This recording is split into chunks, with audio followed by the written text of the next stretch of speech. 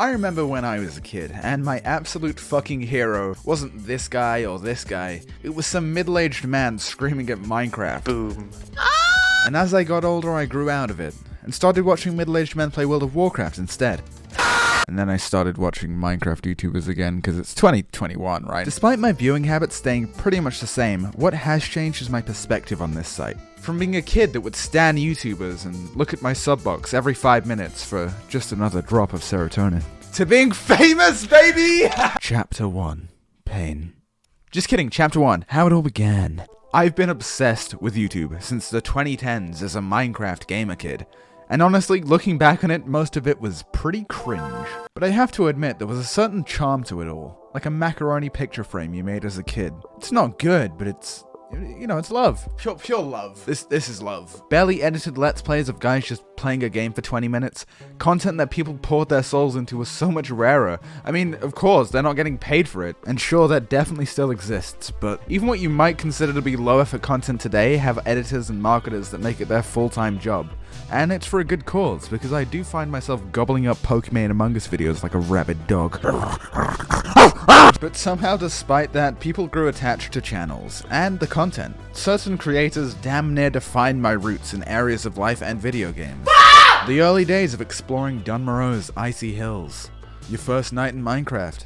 Dying to a skull-level mob and not being able to find your body, so you delete your character and make a new one. It's rose-tinted, and that's completely fine. That shit goes hand in hand with watching WoW Krendor or Nixium's Machinimas, or watching your first Swifty video where you roll a warrior and try out a one-shot macro that totally doesn't work because the video came out like 3 expansions ago. Free Swifty 2021! And the same goes for any game. I'm sure you can think of some creator that fits the bill in your mind.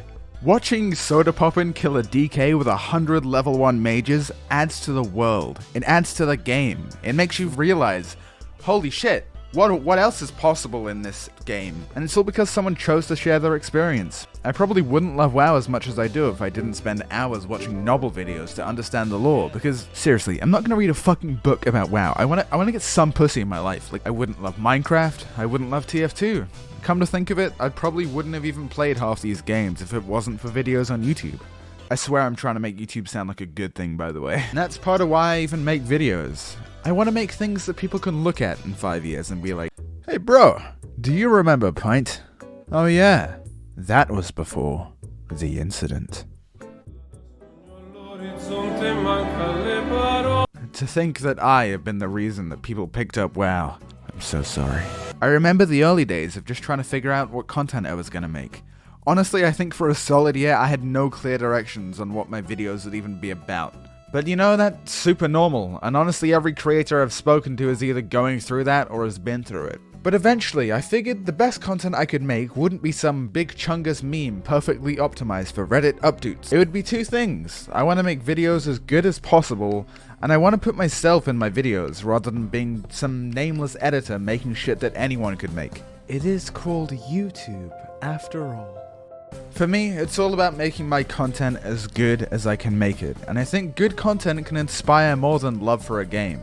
I'd have never made 10,000 Hours of Mage without Barney's classic WoW videos. And now she follows me on Twitter. As well as a few other creators who inspired me, who don't follow me on Twitter. And where would I be without them? Probably outside, talking to women and working a stable job.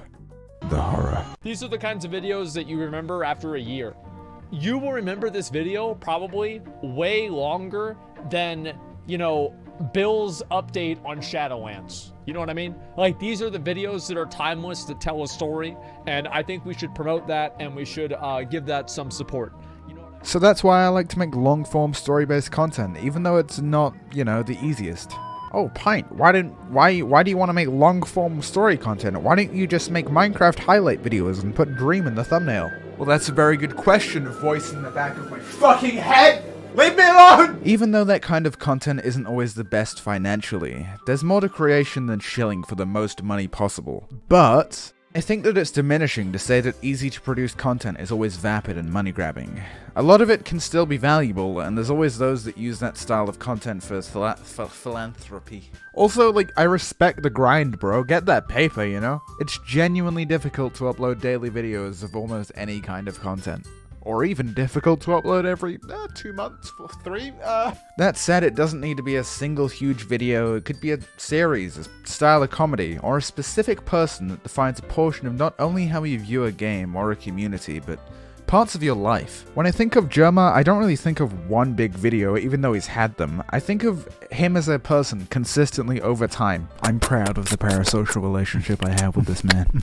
Add time. Raid Shadow Legends. Happy birthday to Raid, it's their 2nd anniversary. It's still going strong and doing better than ever. You know, it's kind of my anniversary too. Say hello to my wife. We're in love. My favorite way to pass time is to do dungeons with her and watch as she crushes our enemies. Everything's fun with her. She's my wife, by the way. Out of the over 300 characters to collect, she's the one for me.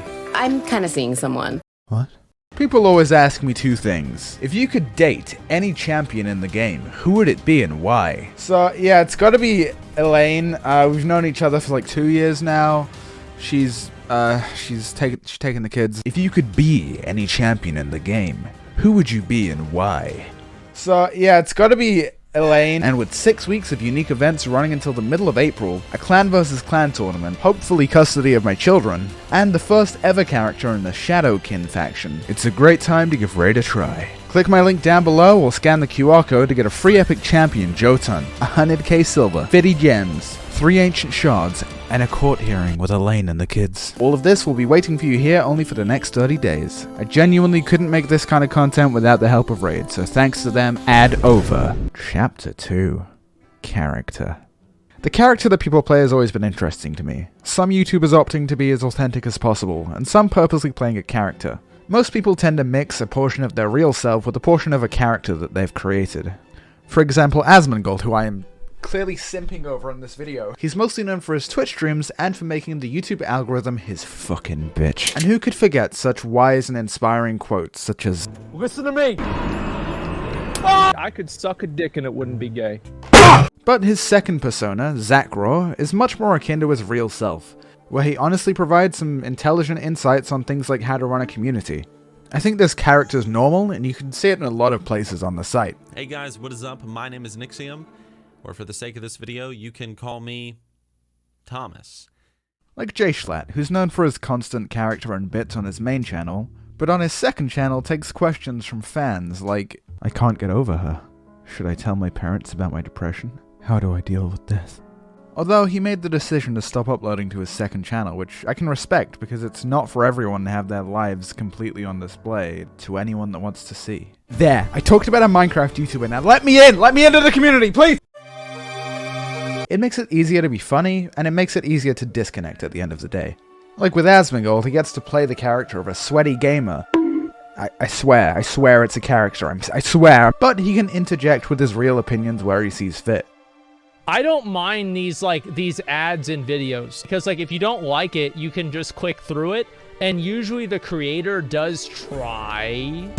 I'll stop it. He's perfect! But I think in recent years, people have really grown to require that authenticity. In a world populated by such brain-dead marketing, it goes a long way. Listen closely, corporations. I have the answer to all of your problems. How? How do we sell more Big Macs?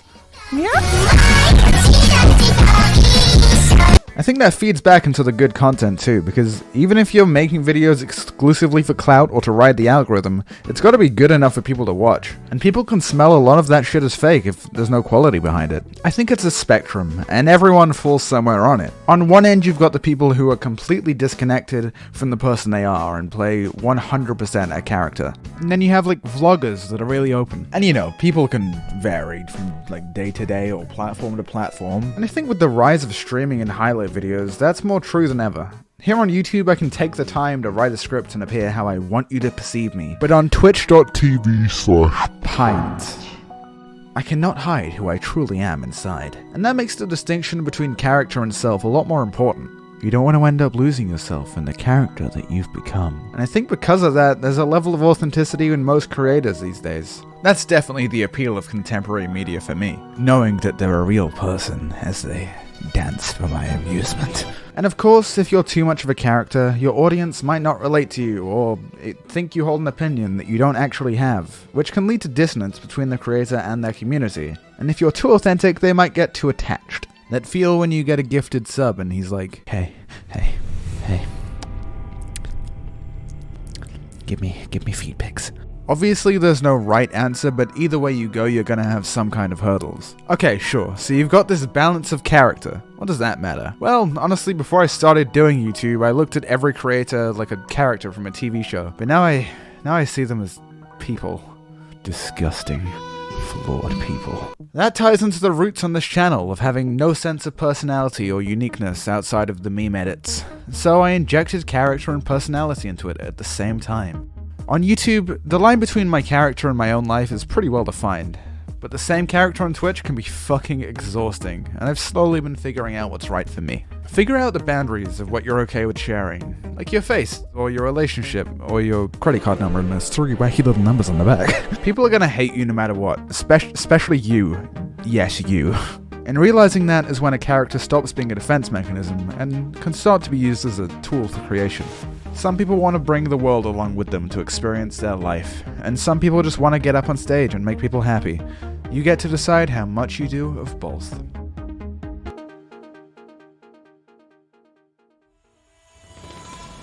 Chapter 3. Pain. But like, for real this time. So, here's some bullshit.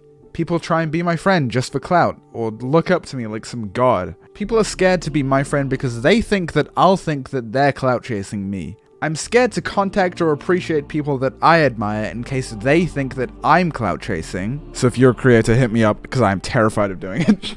I live my entire life in my apartment regardless of the pandemic. Honestly, that one's not too bad. And I hate deadlines. So YouTube's pretty cool. It's a job that most people want, but unlike most jobs, you're faced with sort of a career mortality, as the chances are, sooner or later, almost all YouTube channels will die out. And that's where almost all the anxiety traces back to. The concept that their channel will die, their dreams will be crushed, and OnlyFans will be their only option. So, let's take a creator that makes videos about a certain game, and then they decide that they don't want to play that game anymore, so they're left with an ultimatum. Leap into the void of hoping to fucking god your audience likes your new shit, or just keep doing what works. Honestly, the answer is to just find a way to do both, but changing content is tricky, and it's usually met with resistance even if you do it well. Stir is an old TF2 YouTuber, and he was faced with a lot of backlash when he tried to branch out with his content, just because it wasn't TF2. What kind of shit vid is this? You used to be gaming. What happened to you? I mean, why spend that much time when that's not even what people want to watch? My philosophy was always, I'm going to make the next video I make better than the last video I made. And eventually I got really good at making videos because I always tried to step it up and make the next one a little bit better, to the point that eventually Team Fortress 2 live commentaries became shallow. There's nothing there. I could be so much more, but nobody wanted me to be more.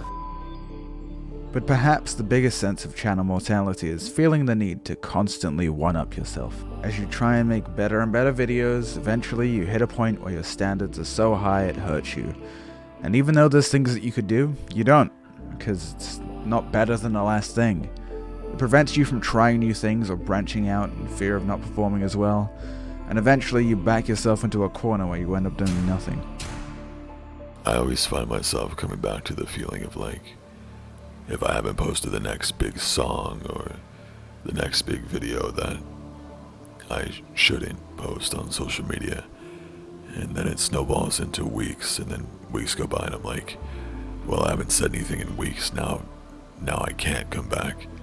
If you only complete the things that you know will be better than the last, it'll be things that have worked in the past. By taking risks, you can't guarantee your success, right? But if you never take risks, you're guaranteed to fail. And if you do fail, it's just YouTube, man. Make another video. Respecting that is the only way that you can sustain this shit long term. And I think it's the only way to be happy.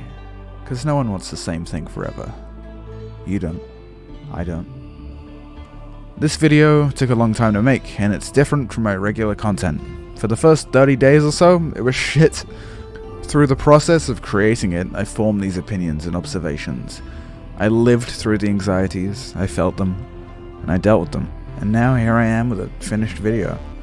I hope you got as much out of it as I did, because I just made you watch a serious YouTube video. Okay, back to the serious part. I don't want to end this video on a bad note, because now that you're seeing this, I'm not stuck antagonizing over what it could be. I'm happy. I'm proud of what I made. As long as the stats are good.